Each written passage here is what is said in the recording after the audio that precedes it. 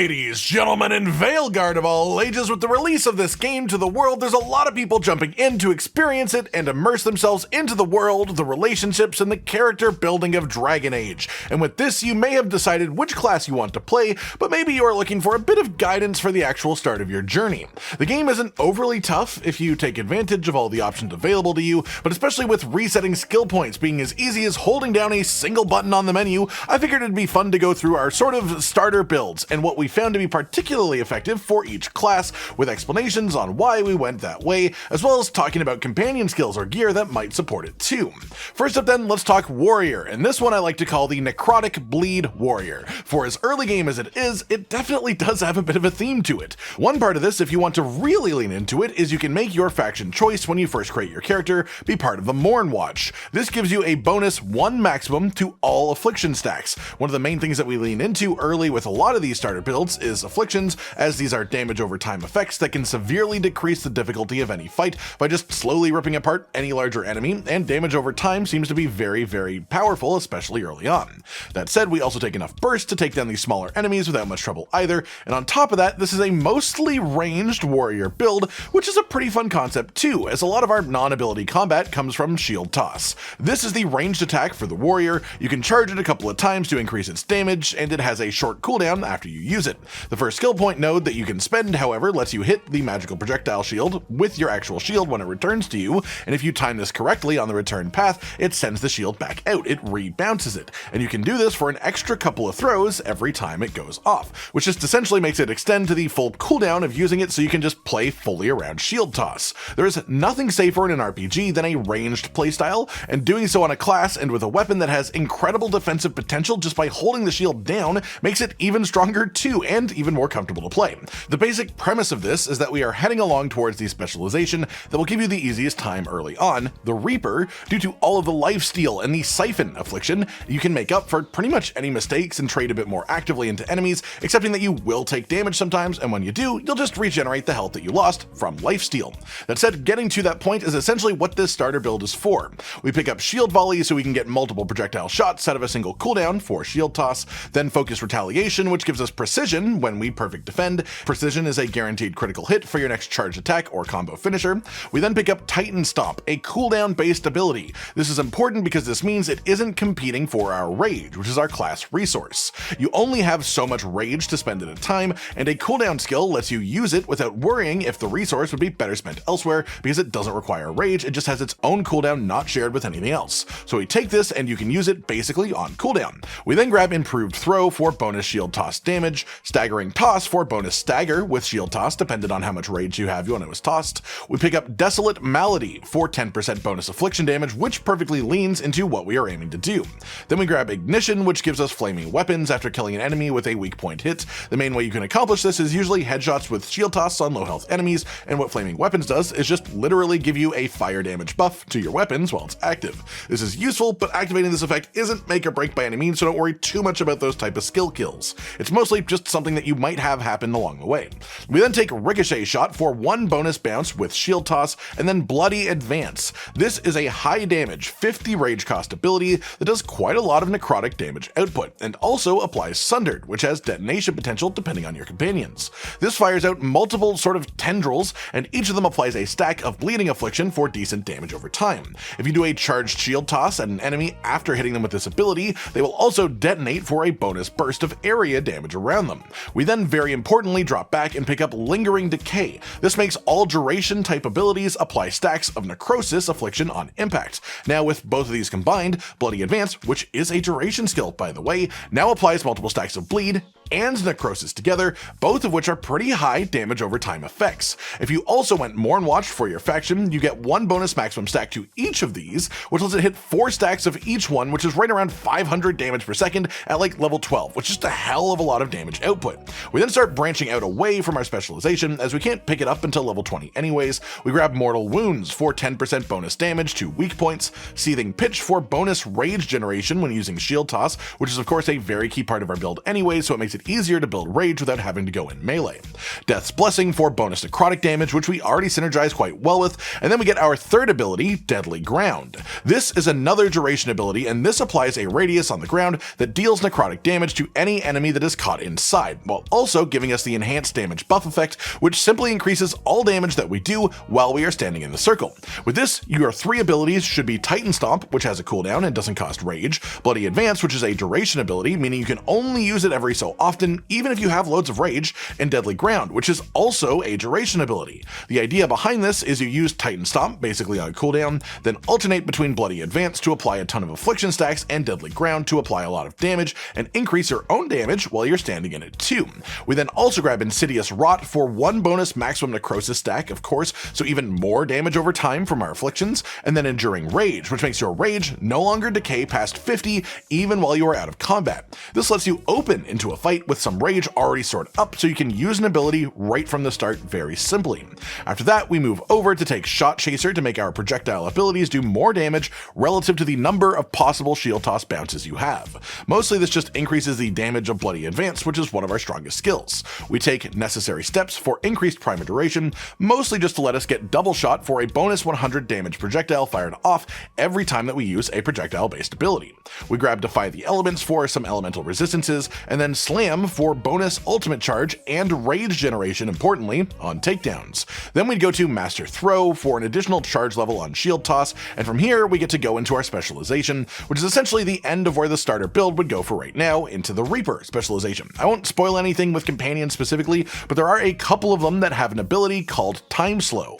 This can be built to both give you rage when it ends and give you a free ability cast after it is activated, and this is unbelievably strong with us building towards afflictions especially, as you can open any fight with Time Slow and then just basically launch off 2 abilities in a row for thousands of total damage, which is quite good this early in the game. There is also a companion that, again, without too many spoilers, has a cold and ice focused sort of moveset. One of the abilities is called Blizzard, and once you have 5 companion skill points for that character, you can upgrade that ability to apply Chill on every hit. Enemies with Chill applied to them get automatically crit by our necrotic abilities, it's just sort of a secondary function of how they work, so this is extremely strong too. For your actual gear, anything that boosts rage generation, duration abilities, or projectile and shield damage are fantastic, as our main gameplay style is absolutely just spamming our abilities whenever we can, while just using shield toss and reflect from medium to long range. That covers warrior then, so let's move on to our second class, the mage. In a somewhat similar vein to warrior, we're going to place a heavy emphasis on duration skills, but realistically, only one of them, because it's the only one that you need to get to where you want to be. This starter build can branch off quite easily into either Evoker or Spellblade, but definitely has a better set of future synergies with Spellblade, so we'll build towards hitting that spot at level 20, and you can of course just sort of adjust if you want to go somewhere else. Short term, we work around lightning mostly before working in fire as well, including the related damage over time afflictions of each of these, and long term, if you go Spellblade, there's even a node here that makes you apply burning whenever you apply shocked and vice versa, which is a very potent way to keep every enemy at 4 or more stacks of 2 different sources of damage over time. The main goal of this early then is playing around lightning damage, and especially the Tempest ability. This has incredible strength and synergy potential, being a strike duration ability that puts a big circle around you, and then a powerful lightning bolt will strike at a random enemy in the radius once every 2 seconds for 8 seconds, so you get 4 strikes for every cast. This does large amounts of damage, and while it can only target one enemy, it will damage any enemy that is also close to the target as well when the strike hits, making it also effective at a lot of general multi-target scenarios that exist. By far though, this is best for its single target output. Though that said, the way the ability works, you can use it in a big group of enemies, and if it kills one enemy, it will just move and start targeting another one. So if you build it to do enough damage, it excels at pretty much every sort of combat in the game. The main synergy for this is a skill node that lets you get guaranteed critical hits with ability hits that hit knocked down enemies. Tempest itself can knock down smaller enemies, so generally what happens against anything other than like bosses is the first strike knocks an enemy over, then they get crit by the next strike while standing up because of this, then the next strike will knock them over again, then they get crit by the next strike while they're standing up, and this just keeps sort of going. This opens up a lot of potential things to work around, as of course critical hits themselves are quite strong, but there are a lot of crit-based synergies like companion equipment, and again, I don't want to get spoilery with all the companions and all of this early on, but there is a companion with the Crows faction who gets a piece of equipment that can apply stacks of bleed whenever you get crits, and that is absolutely perfect for what we're doing here. Tempest and the lightning hits themselves already apply shock thanks to one of our passives, making any strike ability apply apply shock, so that means each hit of Tempest applies the shock affliction. Crits with Tempest then also apply the bleed affliction, so once again, sort of like Warrior, we're just stacking different damage over time effects to ruin enemies with the after effects of the skill just as much as the upfront damage itself. All that said, the actual skill tree path for this one is Fade Strike for a strong dodge roll follow-up attack, Quick Recovery, which makes your mana regeneration kick in quicker after you pause it by either taking damage or spending it, then Chain Lightning, your first actual ability. At the very start, this ability works great as your sort of general damage use. It's your bread and butter in multi-target scenarios, just sort of carving through groups. We then grab Fade Conduit for 50 bonus maximum mana to help you stock up more for important moments and fights. Perfect Cast, which gives you a perfect timing window on releasing charged attacks for bonus damage, but mostly as a gateway to Wrath for 10% increased critical damage. Then we take Reclamation for an 8 mana bonus after defeating an enemy, Amperage for an extra 10% electricity damage, which is important for us obviously, and then our main ability for the starter build itself, Tempest. This is what creates our circle of doom on the ground around us, and you basically want to just build and spend mana on keeping this ability active wherever the fight is going on. Once you have this, round over and pick up Precision Strikes for a bunch of critical hits with Tempest specifically, which increases the damage even further. We then take Traumatize for 15% bonus takedown damage, Nexus Shock, which adds an AoE effect to single target electric damage if done to an enemy with 3 or more stacks of the shocked affliction. Tempest applies shock with every strike, so enemies that live for multiple strikes will have a bunch of stacks of this affliction built up and thus be taking a lot of extra damage. On which note, we take Conductor for increased damage with strike abilities per stack of shock that an enemy has, and Shock Mastery for 1 bonus maximum shock stack as well. At a base, this would put us up to 4 stacks, both increasing the damage over time and increasing the multiplier from Conductor as well, but this can even be 5 maximum stacks if you also chose the Mournwatch faction at the start of the game. I definitely assume most people will make their first character faction choice for pure lore and story and character creation reasons, and I think that's the right choice, but just to mention that overlap does exist to make this even stronger if you really want to lean into afflictions. Here's where things get a bit more interesting. Of course, we round back to the start and pick up Downfall for guaranteed critical hits with jump attacks against knockdown enemies, and then Wall of Fire for our third ability for the moment. This is a cooldown ability, which we talked about being important earlier, as pretty much all mana is going to want to be spent on Tempest, so this gives us a secondary way of using our ability slots properly without having to contend for our resource. This also applies damage and applies stacks of the Burning affliction to enemies inside, so between this and Tempest, we now, again like our Warrior build, have 2 separate afflictions building up to deal massive damage over time.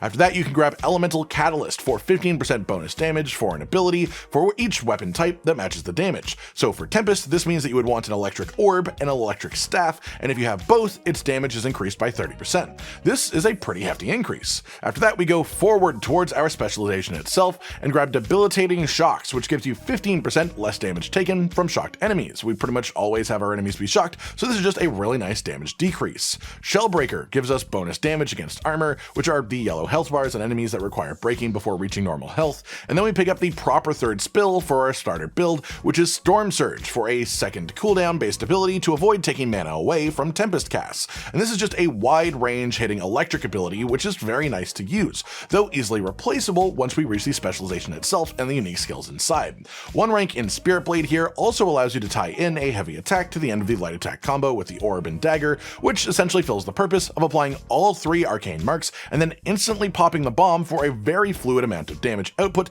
with your weapon in a single combo.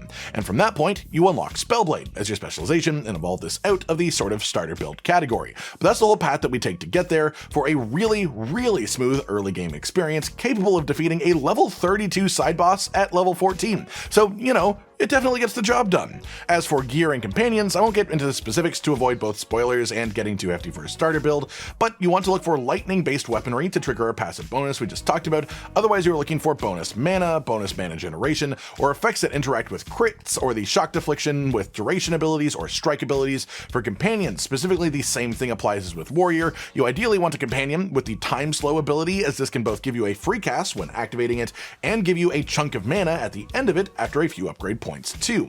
Then finally today we have our Rogue starter build, and for those of you who want to sort of min-max with your faction choice too, Rogue has some very potent and frequently accessible critical hits, and so the Veil Jumpers for the bonus critical damage and weak point damage is a pretty solid combo, but Mournwatch is also very good for Rogue too, as again, lots of access to afflictions, and our starter build will be heavily based around them too. Our Rogue build then is built to set you off either to the Duelist specialization, which is the double sword archetype built around necrotic damage and assassination and just being hard to hit, and rewarding you for doing lots of attacks without taking any actual damage in between. Or it can bring you over to the Saboteur specialization quite easily as well, which is the one with a focus on trap abilities and cool mechanical contraptions like the arrow turret, or you can just reset your skill points when you hit level 20 and build for Veil Ranger if you want to, but this is our recommended start for a smooth beginning. Like the other two classes, this has a notable lean towards applying afflictions, with this one frequently applying bleed, necrosis, and also shock once you add that one in too. It has a heavy emphasis on charged attacks, critical hits, and parrying, which is called perfect defending.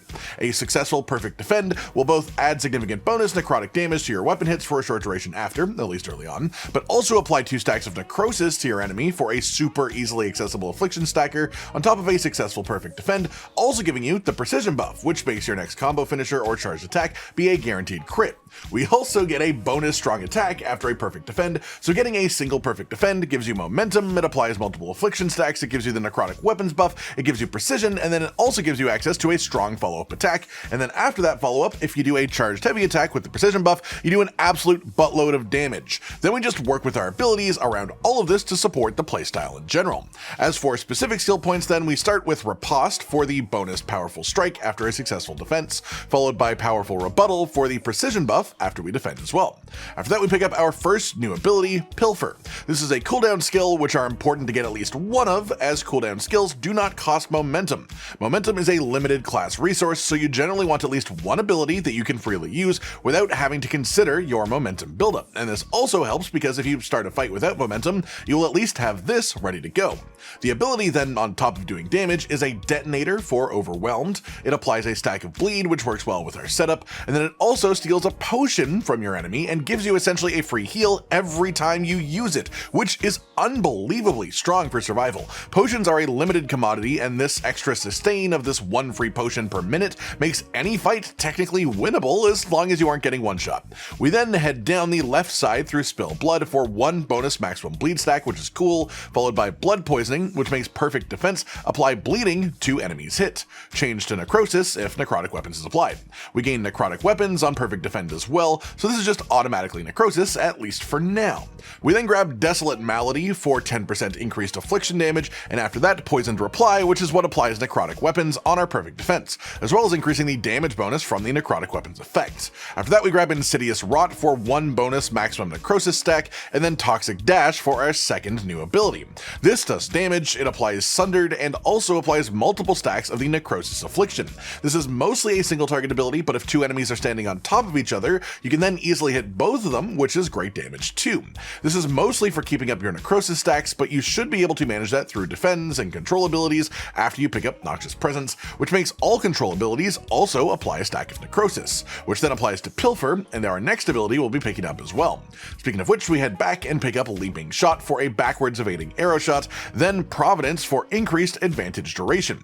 This means that it boosts the length of any buffs that we get at any point. Then we pick up Swift Rebuke for momentum gain on perfect dodge or perfect defense, followed by Lightning Flask, our third new ability and the one that will replace your starting one for Rogue. This is a duration control ability. Control meaning that it now also applies necrosis stacks, which is neat, but it also does pretty solid damage itself, pulsing around you in an area after activation as well for bonus damage to anything that is near you with each pulse of lightning. It also applies the Shocked Affliction to enemies for not only more damage over time, but diversified damage over time from having different afflictions, which makes it easier to avoid getting resistance walled by a specific enemy type. After this, you want Determination for 50 bonus maximum momentum, followed by Overwhelming Tactics for a really powerful buff to charged attacks when at 100 or more momentum. Specifically, it makes your charged light attacks apply bleed to an enemy that isn't afflicted by it, and charged heavies apply necrosis to an enemy that isn't afflicted. We do apply both of these afflictions constantly, but if you happen to start a fight sitting at 100 momentum, this can be a nice little bonus. Or if you're in a multi-target scenario, this lets you apply these to many enemies very quickly. We then pick up Arcane Defiance for electric and necrotic resistance, which is nice, and this is where things get a little bit funky for Rogue, because now that we have completed created a sort of loop here. We're going to be removing 2 points that we took earlier. One from Poisoned Reply, which does make us lose necrotic weapons, but importantly lets us spread our affliction stacks more evenly for a lot more damage potential.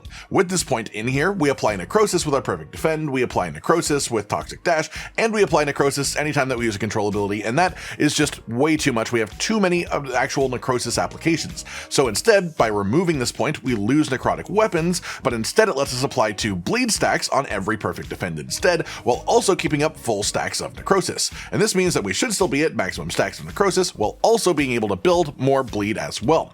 We also remove this point in Desolate Malady, but we'll be picking up another 10% affliction damage somewhere else, so it evens out. After that, we head over to Tipped Arrowheads for 2 bonus maximum arrows forwards into Some Motivation as a passive for bonus damage per maximum arrow that you have, which adds up to being a pretty reasonable bonus, all things said and done. We then pick up Sharper Edge for 15% bonus penetration, which means that we ignore a portion of our opponent's defense. Then we pick up Explosive Trap, mostly because it's in the way of something that we want, but this also gives you a decent extra ability option, which is useful to swap in for certain fights if you do want to use it. It is a cooldown skill, and one with only a 20-second cooldown, which is pretty short. It also does decent damage and has high stagger values on it as well, usually able to flinch most enemies out of most attacks that they do, which gives it defensive value as well. This is not part of the 3 abilities I generally recommend having on your bar for this starter build, but it definitely has its places of use. We then pick up Desolate Malady for 10% bonus affliction damage once again, which is of course very relevant to us, and then Salt in the Wound. This makes our Lightning Flask ability increase the stacks of any existing affliction by 1. This is very strong for some very clear reasons in our setup, as we are now actively applying 3 separate afflictions to our enemies. Past this, you just want to do your final point to let you get into your specialization of choice, whether it be the Duelist or the Saboteur, either one. As far as mixing in gear and companion choices around this too, once again, like the other classes for companions, the Time Slow ability is just sort of godly for the amount of control that it offers, but it also lets you get relatively free weak point shots in with your bow while the enemies are slowed, and because there is a bow option for Rogue that gives you precision after 3 weak point shots in a row, that combos really nicely together if you can find that for an extra free crit. Time Slow can also be built to give you a free ability cast while it's active, and give you a chunk of momentum when it ends, both of which are really strong. Aside from that, for gear, you want to aim for things that boost your afflictions, critical hits, or momentum gain in some way, shape, or form. That just about does it for today then, everyone. Just a solid recommended starter sort of beginner build to get you off on the right foot in Dragon Age the Veilguard. I hope you've all enjoyed this, and while of course you should feel free to play any way that you like, if you choose any of these builds, I hope you enjoy your time playing with them before branching out into bigger and better things with specializations. Like if you liked the video, subscribe and hit the notification bell for more, and most importantly, ladies and gentlemen, until next time, stay sweet. Josh, Cotton, and Hollow with the videos, dropping the humor like a hammer on your tippy toes, bringing entertainment on a daily arrangement to take our insanity and turn it into entertainment. Yes, I said entertainment twice, to reiterate that it is nice to look into your faces on a mostly daily basis when you let us in your homes to make the whole world a stage. Goodbye.